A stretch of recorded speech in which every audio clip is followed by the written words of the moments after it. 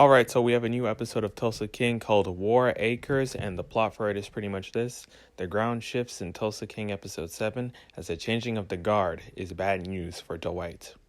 Alright, let's get into some of the stuff that happened in this episode, and the first thing I'm going to say is that Dwight and Mitch send the jacket of the guy that they killed last episode to Walt Tripp as like a message, or I guess it's a taunting thing, because, their attempt to, I wouldn't necessarily say try to kill Dwight, but more of just like a message of, hey, we're not messing around here, we're not one of those other guys that you mess with, we mean business, and clearly that didn't affect Dwight at all. Another thing that happens in this episode is that Charles, I guess, sends Goody to Oklahoma just to check on Dwight and see what he's up to. And obviously, after what happened last episode, I guess it's best for Charles to make sure that he knows where Dwight's headspace is at, just in case he does find out what he did to Tina's husband. And speaking of Tina gets an offer from Dwight that her and her family should come to Oklahoma or Tulsa so that, it could be safe for them.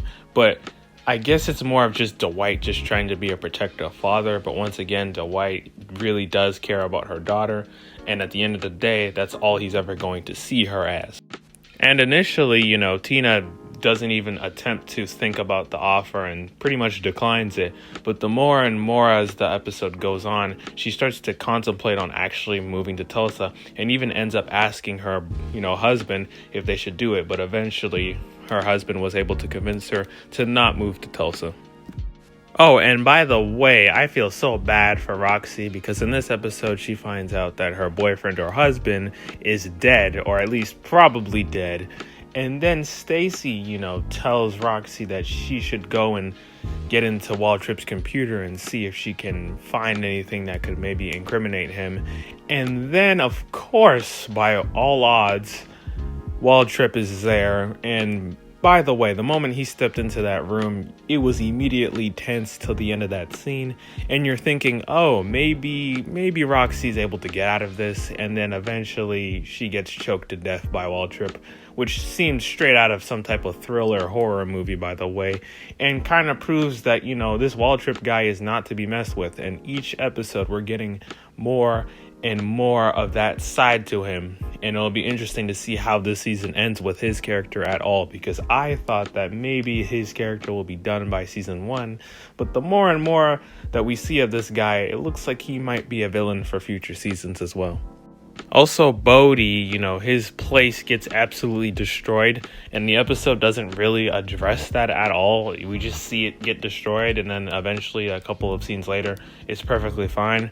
I don't know exactly who that was. Maybe it was Charles's group. Maybe it was, Walt Tripp's guys, but it happened, I guess, and then we just don't address it at all. Or maybe I missed something. Let me know if I missed why it got destroyed, and then we just absolutely see it clean after, but that happened as well.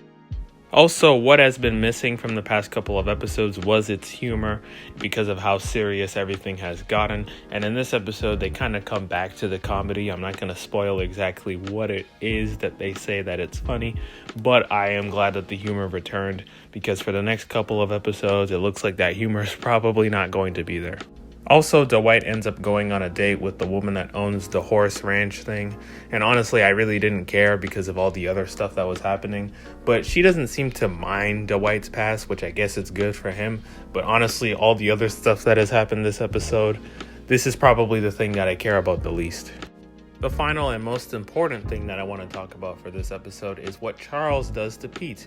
And a lot of people have already been saying why Charles did this, and there's really only 2 reasons for that.